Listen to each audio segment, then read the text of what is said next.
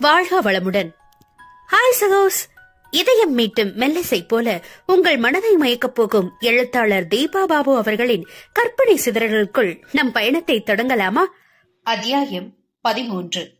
யாரோட நம்பர் இது என்ற யோசனையோடு ஸ்வைப் செய்து காதில் வைத்தவன் ஹலோ என்ற மறு நிமிடம் எதிர்முனையில் வேகமாக பதிலளித்த குரலை கேட்டு லேசாக முகத்தை சுளித்தான் நாயகன். ரிச்சர்ட், நான் பிரமிளா ஆண்டி பேசுறப்பா. முயன்று வரவழைக்கப்பட்ட மெல்லிய புன்னகையோடு சொல்லுங்க ஆண்டி, நல்லா இருக்கீங்களா? சாய் எப்படி இருக்கா என்று பொதுப்படையாக நலம் விசாரித்தான். நாங்க நல்லா இருக்கோம்ப்பா, நீ எப்படி இருக்க? ஃபைன் ஆண்டி என்றவன் தன் அறையில் இருந்து கிளம்பி வெளியே வந்த அருந்ததியிடம் கை அசைவில் நடக்க சொல்லிவிட்டு தானும் உடன் நடந்தான். உன்கிட்ட கொஞ்சம் பேசணுமே, ரொம்பவும் முக்கியமான விஷயம். அவன் பார்வை அருகில் நடந்த அருந்ததியின் மேல் மெதுவாக படிய, எதை பத்தி என ஒற்றை வார்த்தையில் விசாரித்தான். உன் கூட இருக்கிற அந்த பொண்ணை பத்தி என்றவரை சற்றே சலிப்புடன் இடைமறித்தான். அதை பத்தி பேச எதுவும் இருக்கிறதா எனக்கு தோணல என்று அவசர அலட்சியமாய் பதில் கூறினான். நோ, நிறைய இருக்கு. ஃபங்க்ஷன்ல இருந்து வந்ததுல இருந்து நானும் சாய்கிட்ட இதை பத்தி சொல்லி உன்கிட்ட பேசணும்னு சொல்லிக்கிட்டே இருக்கேன். அவனும் தள்ளி போட்டுக்கிட்டே இருந்தா, அதனாலதான் பார்த்தேன் அங்கிள் மூலமா உன் நம்பரை வாங்கி பேசுறேன் என்றவர் மேலும் தான் பேச வேண்டிய கட்டாய சூழ்நிலையை சற்று மேற்கோளிட்டு விளக்கினார். முகத்தில் எரிச்சல் பரவாமல் இருக்க வெகுவாக போராடியவன் எதுவும் பதிலளிக்காமல் காரை திறந்து ஏறி அமர்ந்தான். மறுபுறம் அருந்ததி ஏறிக்கொள்ள வண்டியை ஸ்டார்ட் செய்யாமல் எதிரில் சூனியத்தை வெறித்தபடி அவர் கூறுவதை கடனே என்று கேட்டுக் கொண்டிருந்தான் ரிச்சர்ட். சரி, நாளைக்கு வீட்டுக்கு வரேன் என்று லைனை கட் செய்து மொபைலை டேஷ்போர்டில் எரிந்தவன் இறுகிய முகத்துடன் சாவையை திருப்ப லேசான ஜெர்க்குடன் வண்டி கிளம்பியது. அவனிடம் திரும்பியவனின் விழிகளில் லேசான கவலை படர, ஏதோ பிரச்சனையா அண்ணா என்றாள் மெதுவாக. இல்லம்மா என்றவன் வேகமாக முகத்தை இயல்பாக்கினான். நாம வேணும்னா இன்னொரு நாள் வெளியில சாப்பிட போலாமா என்று மேலும் தயங்கினாள் சிறுமி. அதெல்லாம் ஒண்ணு வேணாம், கிளம்பியாச்சு இல்லையா, போலாம். சரி, அன்னைக்கு அம்மாவோட கலெக்ஷன்ஸ்னு பழைய மெலோடி பாடல்கள் அடங்கிய பென்ட்ரைவ் ஒண்ணு கொடுத்தனே, அதை கேட்டு பாத்தியா? பாட்டெல்லாம் எப்படி இருந்தது, உனக்கு பிடிச்சதா என்று பேச்சை மாற்றினான் ரிச்சர்ட். ஓ, ரொம்ப நல்லா இருந்ததுனா, அப்படியே கேட்க கேட்க மனசு அவ்வளோ ரிலாக்ஸ் ஆனது என்று ஆர்வமாக பேச தொடங்கியவளை சின்ன முறுவலோடு கவனிக்க ஆரம்பித்தான். மறுநாள் காலை சற்றும் விருப்பமில்லாமல் தன் நண்பன் சாய் வீட்டிற்கு கிளம்பி சென்ற ரிச்சர்ட் போர்டிகோவில் காரை நிறுத்திவிட்டு வாசலுக்கு விரைய அவனை ஆவலுடன் எதிர்கொண்டார் பிரமிளா. பாப்பா வா, லைட்டா டிஃபன் சாப்பிட்றியா? இல்ல ஆண்டி, வரும்போது வீட்டை சாப்பிட்டுதான் வந்தேன் என்றான் சுருத்தில்லாமல். அவன் முகத்தை கூர்ந்தவர், நான் சொன்ன விஷயம் உனக்கு பிடிக்கலன்னு புரியுது, அதுக்காக என் ஆரம்பிக்கும் முன்னே வேகமாக தடுத்தான் ரிச்சர்ட்.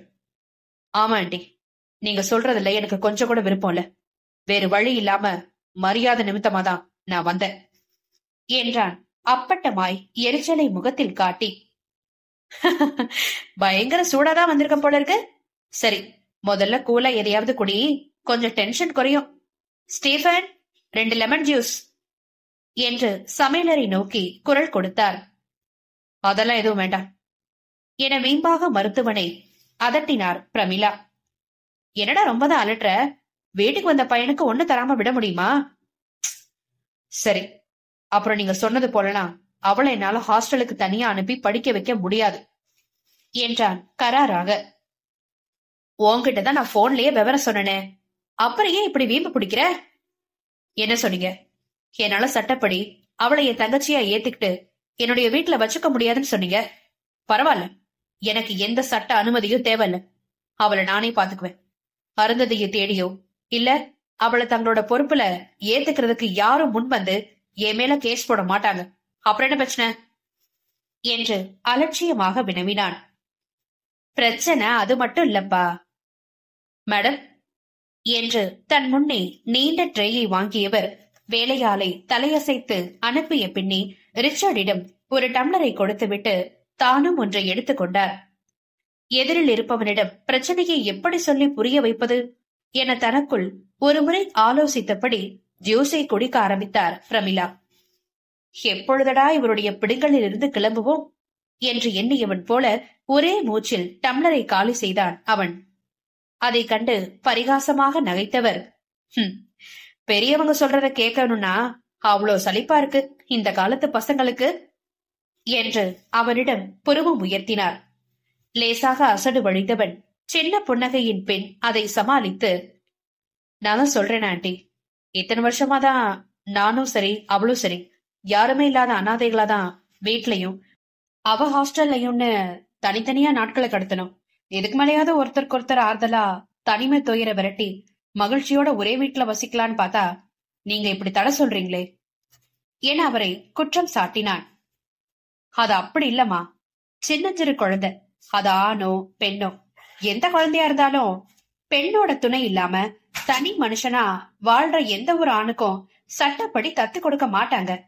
அவ எவ்வளவு பெரிய மகானாவும் உத்தம ஆத்மாவும் இருந்தாலும் சரி, வாழ்க்கை துணைவியோட பிரசன்ஸ் இல்லாம சிறு குழந்தைய கூட தத்தெடுக்க முடியாதுன்றப்போ நீ எப்படி உன்னோட வயசு பொண்ண வச்சு காப்பாத்த முடியும் அப்படின்னு அசட்டு துணிச்சலோட பேசிட்டு இருக்க. அதுவும் நீயும் ஒன்னு குடும்பத்தை தாங்கி நிறுத்துற வயசுள்ள பொறுப்பான குடும்ப தலைவன் கிடையாது. இப்பதான் 23 வயசே உனக்கு ஆயிருக்கு. உனக்கே திருமண வயசு வரலங்கிறப்போ உன்னால எப்படி அந்த சின்ன பொண்ண நல்லா பாத்துக்க முடியும் என்றார் சற்றே அழுத்தமாக. முகம் சிவந்தவன், அப்போ நான் பொறுப்பு இல்லாதவன், அவளை என் கூட வச்சு நல்லபடியா பாத்துக்க முடியாதுங்கிறீங்களா என்றான் வேகமாக. நீ ஏன் நான் சொல்ல வர்றத புரிஞ்சுக்க முயற்சி பண்ணாம உன் பிடியிலேயே விதண்டாவாதமா நிக்கிற? நீ பொறுப்பானவன்றது வேற, அவளை உன் ஒரு பொறுப்புல எடுத்துக்கிறங்கிறது வேற. ரெண்டுக்கும் இடையில பெரிய வித்தியாசம் இருக்கு. இவ்வளோ பேசுறியே, பெண் பிள்ளையா இருக்கிற அவ இன்னும் வளர வளர எத்தனை விஷயங்களை கவனத்துல வச்சுக்கிட்டு அவளை பத்திரமா பாதுகாக்கணும்னு உனக்கு தெரியுமா? தெரியும், எல்லாம் எனக்கு நல்லாவே தெரியும். அதுக்கெல்லாம் நான் தயாரா தான் இருக்கேன் என்றான் இவனும் விடாமல் நிமிர்வுடன். அவனையே ஆயாசமாக பார்த்தவர், சரிப்பா, உன்னால ரொம்பவே நல்லா முடியும் அப்பா. அவளை கண்ணுக்குள்ள வச்சு காப்பாத்துவ, எல்லாம் சரி, ஓகே, நான் தடை சொல்லல. உன்கிட்ட கேக்குற சில கேள்விகளுக்கு மட்டும் எனக்கு பதில் சொல்லு என்றவனை நேராக பார்த்தார். அவரை அலட்சியத்துடன் ஏறிட்டவன், கேளுங்க என்றான். அவனை பொறுத்தவரை தன் தங்கையாக ஏற்றுக்கொண்டவளை எக்காரணத்தை கொண்டும் தன்னை விட்டு பிரிய அனுமதிக்க கூடாது. வாய்க்கு வாய் அவளை உன்னோட வச்சு பாத்துக்குவேன்னு சவடால் விடுறியே, எத்தனை நாளைக்கு, மாசங்களுக்கு, இல்ல வருஷங்களுக்கு, இல்ல வாழ்நாள் முழுசும் அவ உன்னோட இருக்க போறாளா என்று ஏளனமாக வினவினார் பிரமிளா. அதுவரை அவரிடம் சற்றே எரிச்சலாகவும் அசுவாரஸ்யமாகவும் பதிலுக்கு பதில் பேசிக் கொண்டிருந்தவன் அவரின் திடீர் கிடுக்குப்பிடியில் திகைத்து அமைதியானான். இத நான் ஒரு அம்மாவோட ஸ்தானத்திலிருந்து உங்க 2 பேரோட நல்லதுக்காகவும் தான் சொல்றேன். அந்த சின்ன பொண்ண நீ என்னதான் உன் தங்கச்சியா ஏத்துக்கிட்டு இருக்க வசதியிலையும் ஆளுமையாலும் சட்டத்தை வலிச்சு உன்னோடைய வச்சு பாத்துக்கிட்டாலும் நாளைக்கு உனக்கோ அவளுக்கோ கல்யாணம்ன்ற நிலை வர்றப்போ உங்களை சுத்தி இருக்கிற சுற்றத்தாரும் சமூகத்தினரும் எதிர்வரவிருக்கும் உங்க 2 பேரோட வருங்கால துணைகளோட குடும்பங்களும் இதை எந்த மாதிரி ஏத்துக்கிட்டு விமர்சிப்பாங்கன்னு உனக்கு ஏதாவது புரியுதா? அவரின் அடுத்தடுத்த கேள்வியில் தடுமாறிய ரிச்சர்ட், ஏன் எங்களின் உறவை பற்றி உரியவர்களுக்கு எங்களால் தகுந்த விளக்கம் தர முடியாதா என்ன என்று குழம்பினான். அப்படி எத்தனை பேருக்கு தருவாய்? அப்படியே அவர்கள் ஏற்றுக்கொண்டாலும் எதிர்கால இல்லற வாழ்வில் அருந்ததியிடம் இதை பற்றி விமர்சித்து அவளின் புகுந்த வீட்டினர் எதுவும் தகராறு செய்ய மாட்டார்கள் என்று என்ன நிச்சயம் என கவலையுடன் உள்ளம் வினா எழுப்பியது. அதுவும் இல்லாமல் அருந்ததியின் பிறப்பு என்கிற எண்ணம் பிறக்கும் பொழுதே மனதின் ஒரு மூலையிலிருந்து ராகேஷின் குரல் கொக்கரைத்து கிளம்பியது.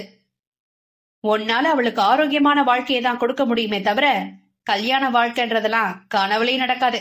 இப்படிப்பட்ட பிறப்ப கொண்டவளை எவனும் கல்யாணம் செஞ்சுக்க மாட்டான்.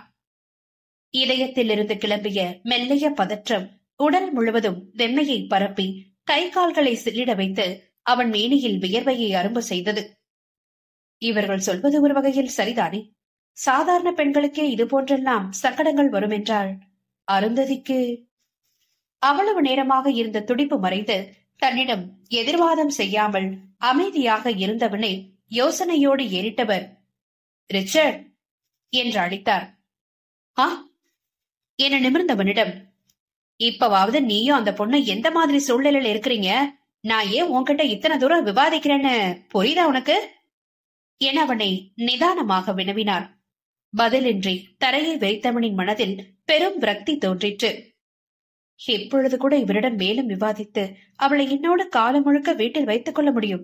ஆனால் சாதாரண குடும்பத்து பெண்ணாக இருந்தால் அருந்ததியின் மறுபக்கம் முழுவதும் விவரமாக தெரிந்த நானே மேலும் அவள் வாழ்வை எப்படி இப்படி ஒரு நெருக்கடியில் தள்ள முடியும்?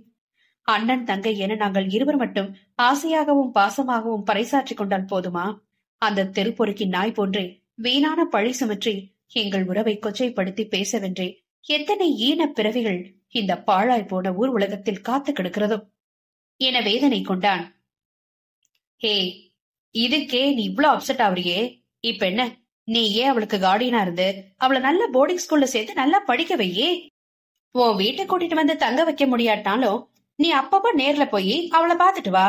யாரும் இல்லைன்ற உணர்வு இல்லாம அதுவே உங்க 2 பேருக்கும் பெரிய ஆறுதலா இருக்கும் இல்லையா என பெரிய தீர்வு கண்ட தோரணையில் பெருமையுடன் முறுவளித்தார் பிரமிளா. யான பசிக்கு சோளபொறி போல தினமும் நாங்கள் மற்றவரின் முகம் பார்த்து மகிழ்ச்சியுடன் அளவலாவி ஒரே வீட்டில் எங்கள் அன்பை பரிமாறி வசிப்பதற்கு ஈடாகுமாது என்று மனதில் மலையளவு வெறுப்பு மூண்டது. இவரை கோபித்து என்ன பயன்? வயதின் அனுபவம் காரணமாக உலகின் யதார்த்தத்தை சொல்கிறார் இவர் என்று சோர்வுடன் எழுந்தான் ரிச்சர்ட். நட்புகள் எல்லாரும் நம்ம சேனலை மறக்காம சப்ஸ்கிரைப் பண்ணுங்க, கதையை கேளுங்க, லைக் பண்ணுங்க, கமெண்ட் பண்ணுங்க, பிடிச்சவங்க ஷேர் பண்ணுங்க. நன்றி.